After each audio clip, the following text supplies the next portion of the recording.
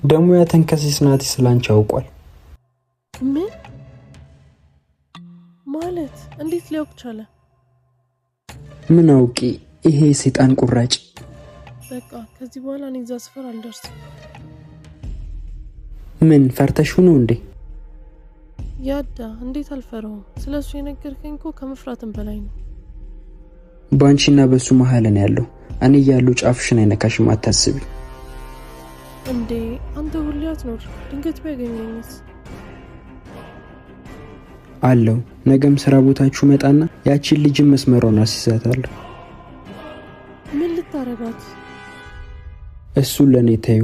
ይልቅ አቤኔ ምን ብለሽው ነው የመጣሽው? ስራ ፈልጋለሁ ብየው ደሞ እሱም መሄድበታል ብሎ ሄዷል እኮ። መሄድበታል? ምን ነው? አቤኔ ከስራ ቦታ ከቤቱና ከኔ ቤት ውጪ ሌላ የትም ሊሄድ አይችልም።